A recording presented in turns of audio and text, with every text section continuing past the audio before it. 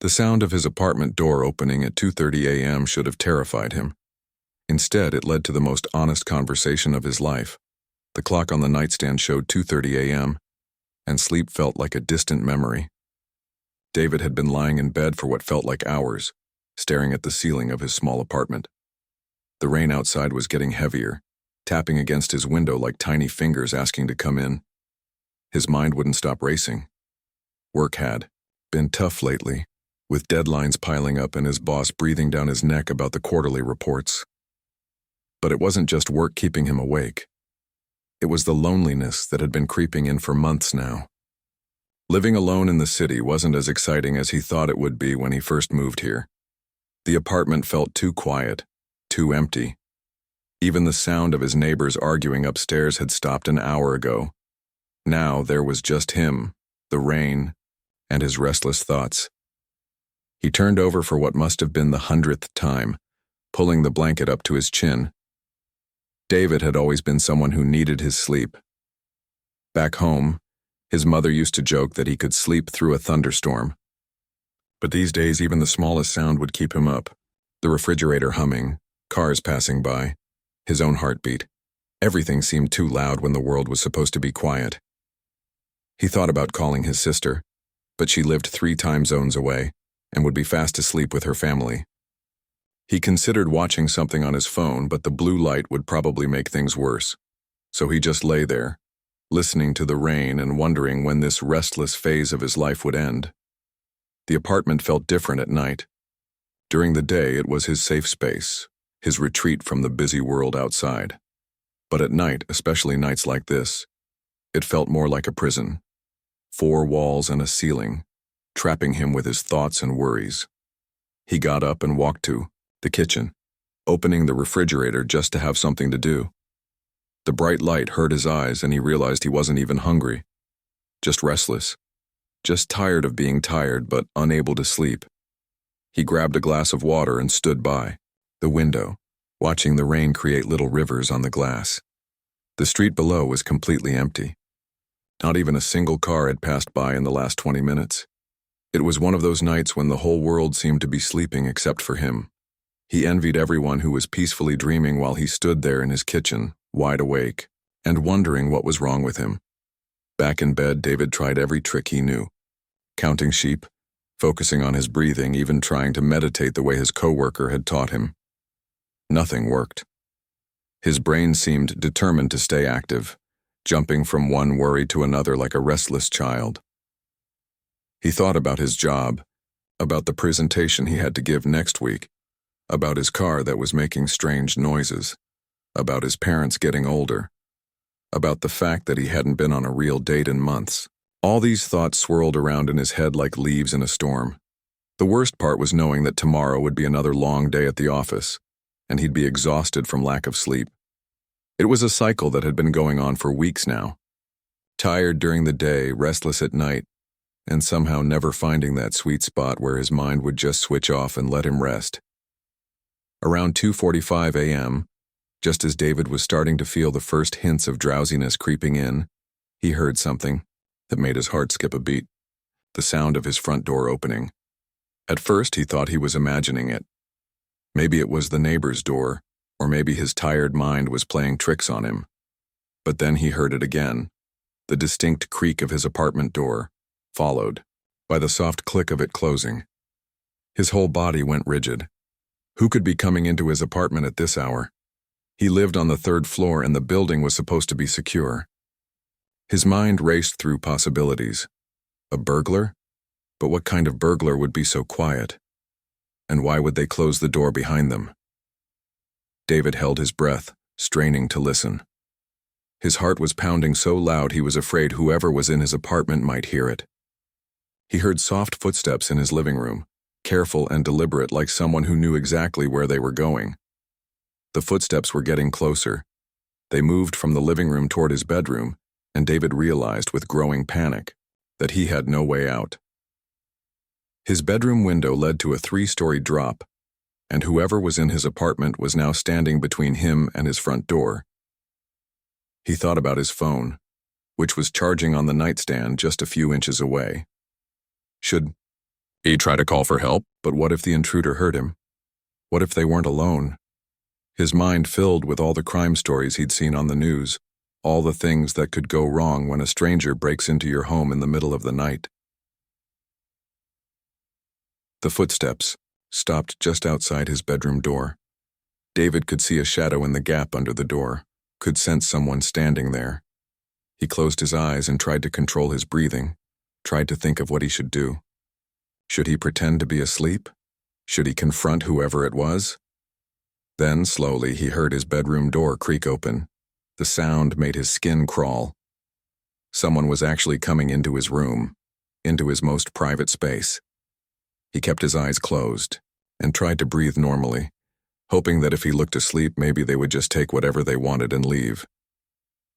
But as the person stepped closer to his bed, David caught a scent that made his eyes snap open in confusion. It wasn't the smell of danger or fear.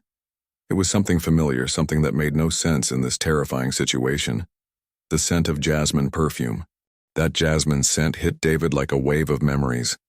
His fear started to fade, replaced by confusion and disbelief. There was only one person he knew who wore that particular perfume. But it couldn't be her. Not at this hour. Not in his apartment. "David?" came a soft whisper in the darkness. His heart nearly stopped. It was really her, Lisa from work. The woman who sat 3 cubicles away from him, who always smiled when they passed in the hallway, who had been occupying his thoughts more and more lately. But what was she doing in his apartment at nearly 3 in the morning? "Lisa?" he whispered, back his voice barely audible. "Is that really you?" "Yes, it's me," she said quietly. "I'm sorry for scaring you. I know this is crazy." David sat up slowly in bed, trying to make sense of what was happening. The room was dark, but he could see her silhouette by his bedroom door. She seemed hesitant, like she was ready to run it any moment. "How did you get in?" he asked, still whispering, even though they were the only ones there. "You left your keys at work today," she said, taking a small step closer. "I noticed them on your desk when I was leaving late. I was going to just drop them off and slide them under your door, but—" She paused, and David could hear her take a deep breath. "But when I got here, your door was unlocked. I could hear you moving around, and I got worried. I thought maybe something was wrong." David realized he had been so distracted when he got home that he must have forgotten to lock his door properly. It was something his mother always warned him about, but living in what he thought was a safe building had made him careless. "I called your name from the living room," Lisa continued, "but you didn't answer.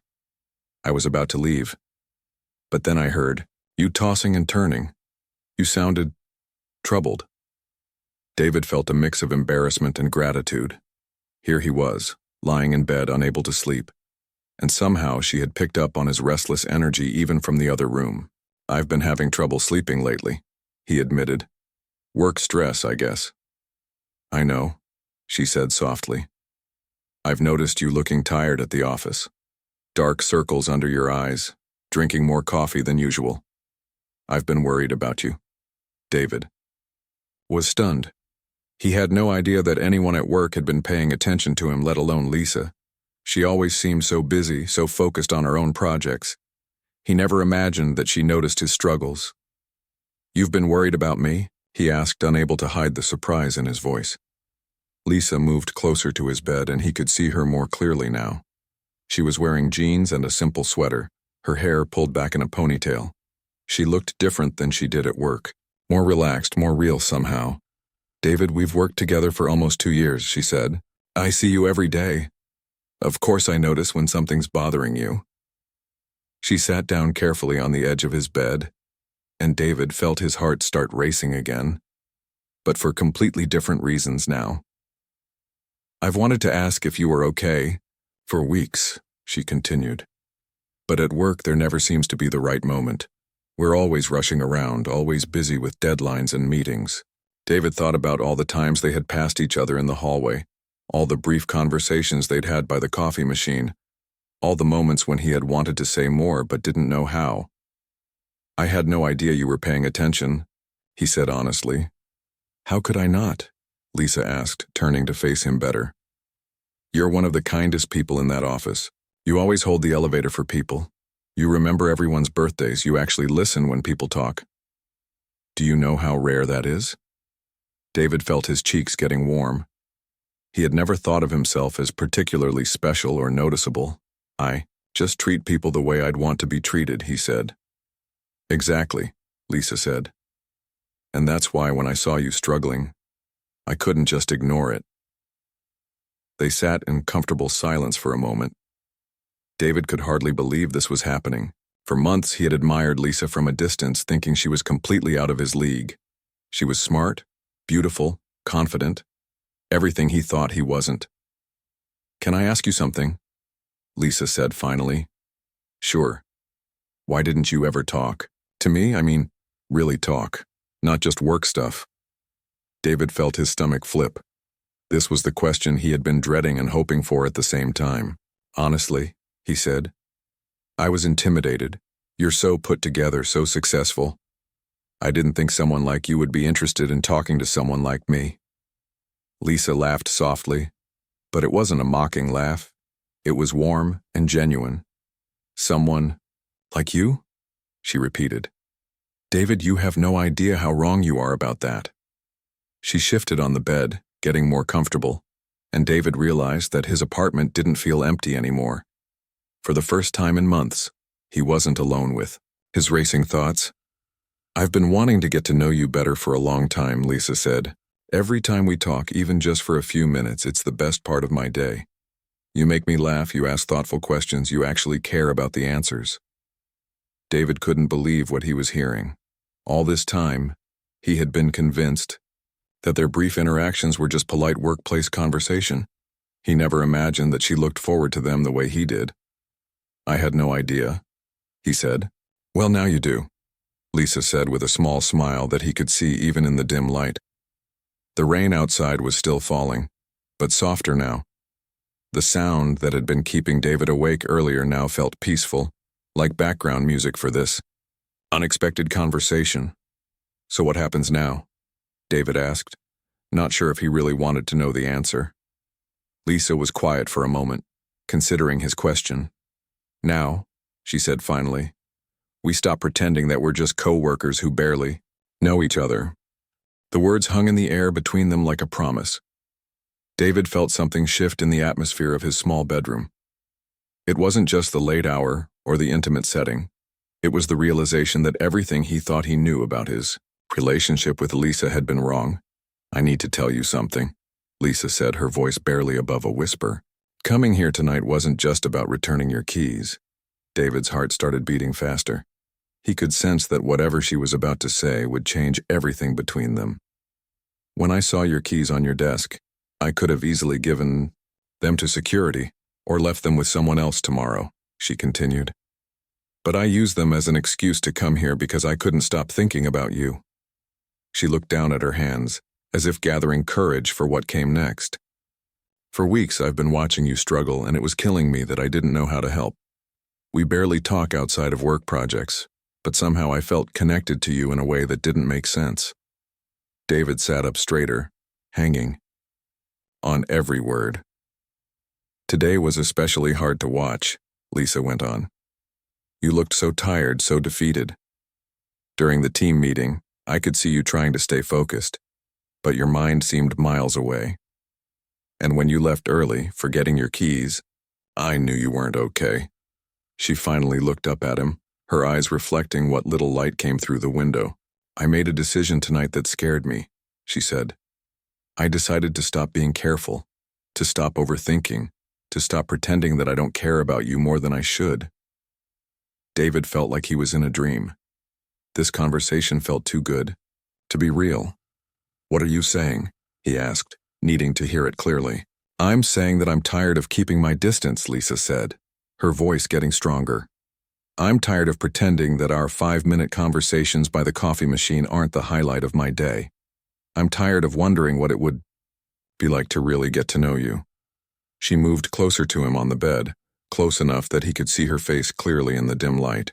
I'm claiming this moment, David, she said softly.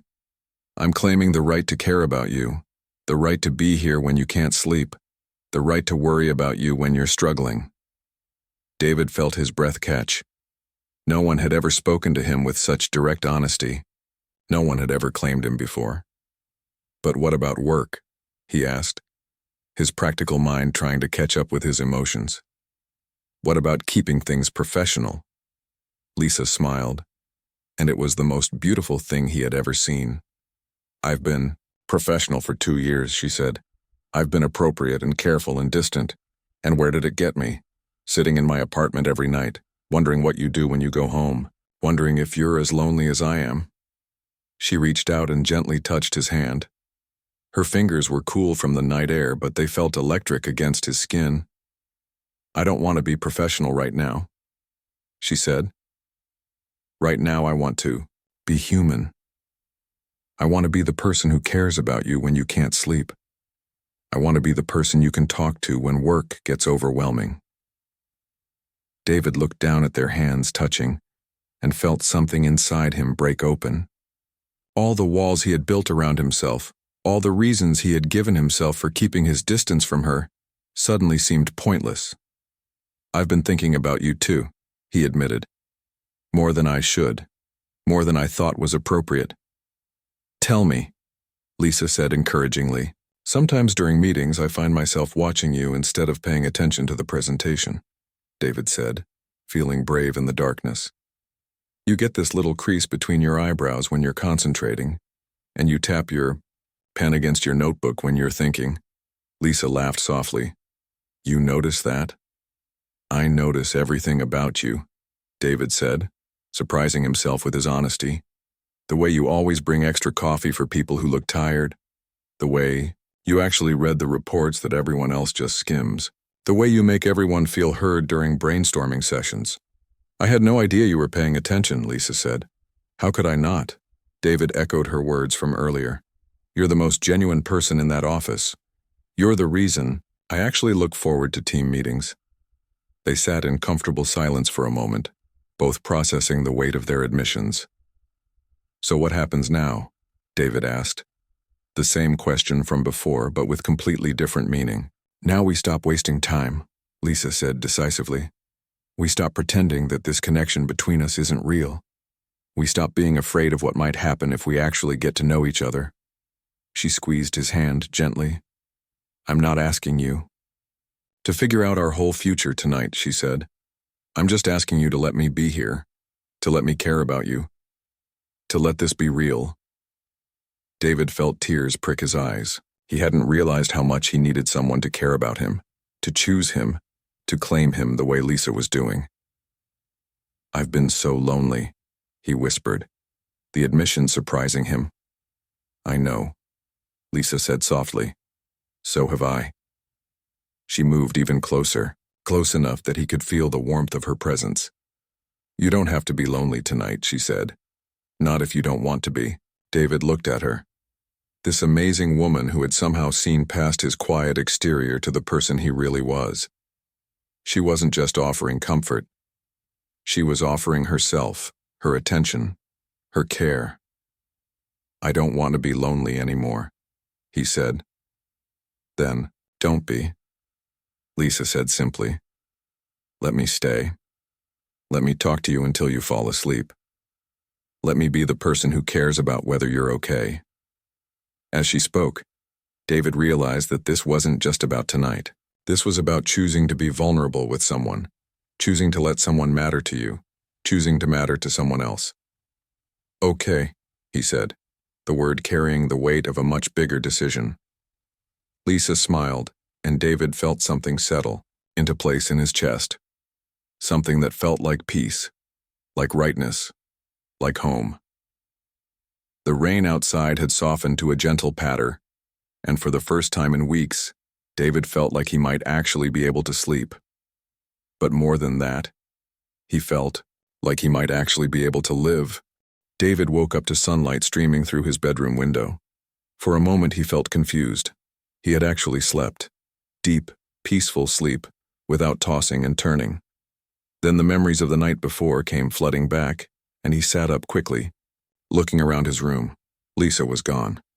For a brief, horrible moment, David wondered if he had dreamed the entire thing. Maybe his sleep-deprived mind had created the perfect scenario to help him finally rest. But then he saw the small note on his nightstand, written in Lisa's neat handwriting. Had to go home to get ready for work. Thank you for letting me stay. We need to talk today.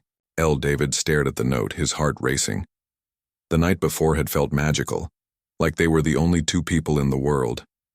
But now, in the bright morning light, reality was setting in. They worked together. They had to face each other.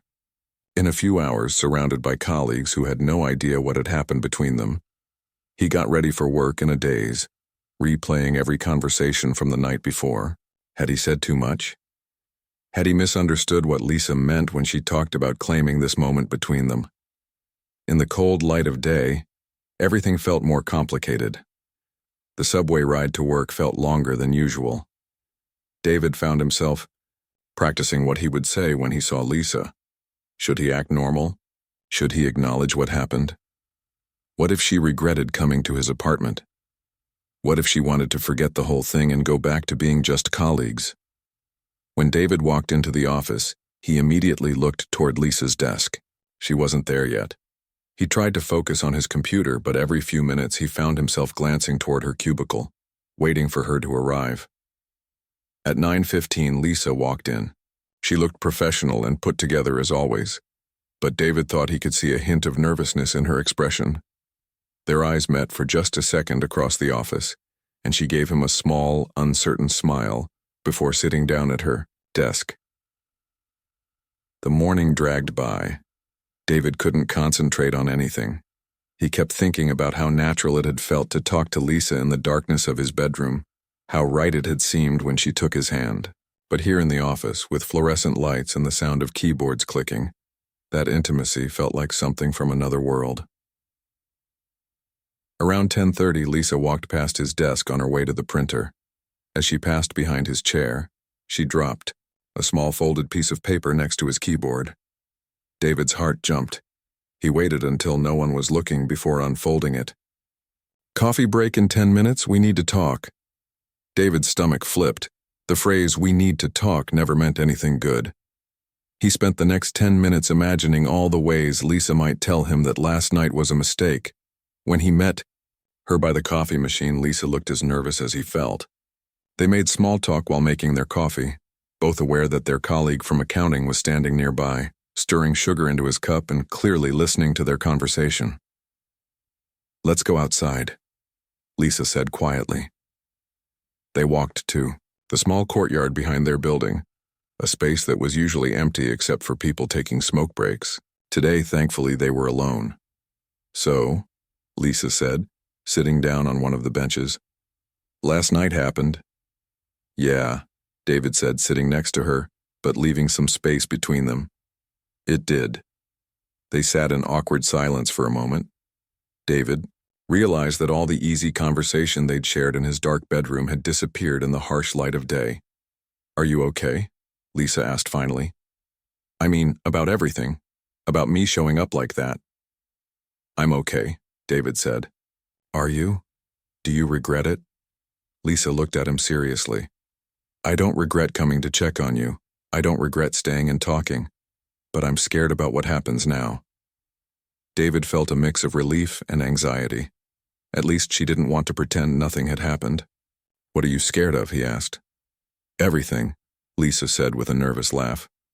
"Work policies about dating colleagues, what people will think, whether this will make things weird between us, whether you actually meant the things you said or if you were just being polite because I showed up uninvited in your bedroom." David turned to face her fully. "I meant every word I said last night, did you?" "Yes," Lisa said without hesitation. "But meaning it and figuring out what to do about it are two different things." Before David could respond, they heard voices approaching. Two of their colleagues were walking toward the courtyard, deep in conversation about a client meeting. Lisa and David quickly moved apart and started talking about a work project, falling back into their professional roles. The rest of the day was torture. Every interaction felt loaded with meaning. When Lisa asked David for his opinion during a team meeting, he wondered if everyone could tell something had changed between them. When he offered to help her carry some files to the copy room, he worried that his motives were too obvious.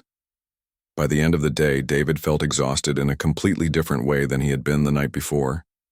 This was emotional exhaustion, the stress of trying to act normal when everything inside him had shifted. As people started leaving the office, David lingered at his desk, hoping to catch Lisa alone. But she seemed to be avoiding him, focusing intently on her computer screen even though most people had already gone home. Finally, around 6:30, when the office was nearly empty, David walked over to her desk. "Lisa," he said quietly, "can we please talk? Really talk?" She looked up at him and he could see the conflict in her eyes. "David, I've been thinking all day, and I'm not sure this is a good idea," she said. "What happened last night was beautiful, but we work together. We have to see each other every day. If this goes wrong..." "What if it goes right?" David asked. Lisa looked around the empty office, then back at him. "I can't lose my job over this," she said. "I can't lose your friendship either. You've become too important to me." David felt his heart sink. He understood her concerns, but hearing her talk about friendship when he had felt something so much deeper the night before was painful. "So what are you saying?" he asked. "I'm saying I need time to think," Lisa said. "I'm saying that maybe we moved too fast. Maybe we should slow down and figure out if there's really something here worth risking everything for."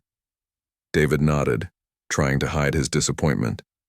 He understood her practical concerns, but part of him felt like they were about to lose something precious before they even had a chance to explore it. As he walked back to his desk to get his things, David realized that claiming someone, like Lisa had done the night before, was only the first step. The real challenge was figuring out how to hold on to that claim in a world that didn't make it easy. 3 weeks passed and David felt like he was living in two different worlds. At work, he and Lisa maintained their professional relationship, but there was an underlying tension that made every interaction feel charged with unspoken words. They were polite, helpful, and careful not to spend too much time talking to each other. But David could see the way Lisa looked at him sometimes when she thought no one was watching. He could feel the weight of everything they weren't saying. The night in his apartment had created a connection that couldn't just be ignored, even if they were both trying their best to pretend otherwise. During those 3 weeks, David found himself paying more attention to office relationships. He noticed that Mike from IT often had lunch with Jenny from HR, and no one seemed to think anything of it. He saw how Tom from sales always volunteered to help Rebecca from accounting with her computer problems. Workplace romances weren't exactly forbidden, but they weren't exactly encouraged either. The breaking point came on a Thursday afternoon during what was supposed to be a routine client presentation. David had been working on the project for months, and Lisa had been assigned to help with the final details just the week before. Everything was going smoothly until the client started asking detailed questions about the timeline and budget projections. David realized that some of the numbers in his presentation didn't match the updated figures that Lisa had given him earlier that morning. Somewhere in the process of trying to avoid personal conversations, they had miscommunicated about the project details. Their boss, Mr. Thompson, noticed the discrepancy immediately. His face grew red as he realized they were giving the client inconsistent information.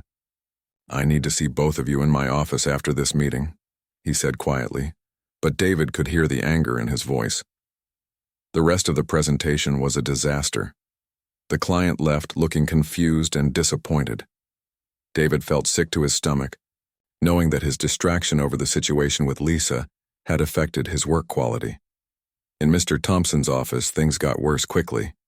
"This is completely unacceptable," their boss said, closing the door behind them.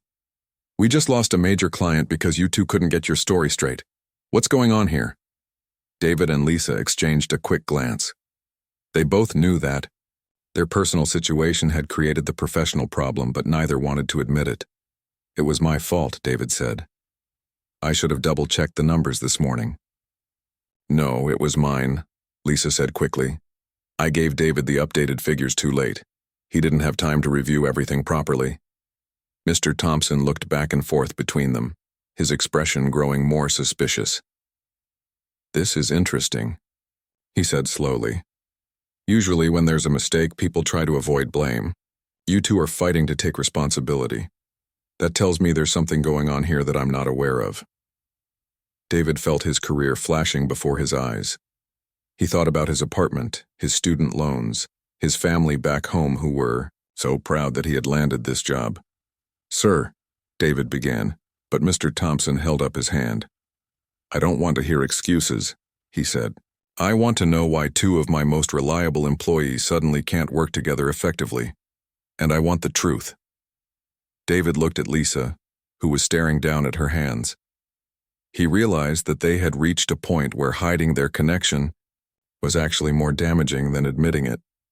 "The truth is that Lisa and I have developed feelings for each other," David said, his voice steady despite his racing heart. "We've been trying to keep things professional, but in doing so, we've been avoiding the kind of communication that makes us good at our jobs." Mr. Thompson raised his eyebrows. Lisa looked up at David with surprise and something that might have been admiration. "Go on," their boss said. "We've been so worried about people thinking something inappropriate was happening that we stopped talking to each other the way we used to," David continued. "We used to check in with each other throughout projects, ask questions, make sure we were on the same page. But lately, we've been keeping our distance and it affected our work." Lisa found her voice. "David's right. We've been so focused on avoiding any appearance of impropriety that we forgot how to be good colleagues." Mr. Thompson leaned back in his chair, considering what they had told him. "So let me get this straight," he said finally. "You two like each other. You've been trying to ignore it, and your efforts to ignore it caused you to mess up a presentation." "Yes, sir," they said almost in unison. To their surprise, Mr. Thompson started laughing. "Do you know how many workplace romances I've dealt with in my 20 years of management?" he asked. "Do you know how many people think they're the first ones to fall for a colleague?" David and Lisa looked at each other confused. "The policy isn't don't date coworkers," Mr. Thompson continued. "The policy is be professional and don't let your personal life affect your work. You two managed to let your personal life affect your work by trying too hard not to let your personal life affect your work." He stood up and walked around his desk to face them. "Here's what's going to happen," he said. "You're going to figure out your personal situation on your own time. You're going to communicate properly about work projects, and you're going to call that client tomorrow morning and fix this mess." "Yes, sir," David said, relief flooding through him. "And if I hear about any more communication problems between you two, whether it's because you're dating or because you're trying not to date, you'll both be looking for new jobs. Understood?" "Understood," Lisa said. After they left Mr. Thompson's office, David and Lisa walked to the elevator in silence. It wasn't until the doors closed and they were alone that Lisa spoke. "I can't believe you told him," she said. "I can't believe I did either," David admitted. "But I realized that trying to pretend nothing happened between us was making everything worse." Lisa leaned against the elevator wall and looked at him. "So where does this leave us?" she asked.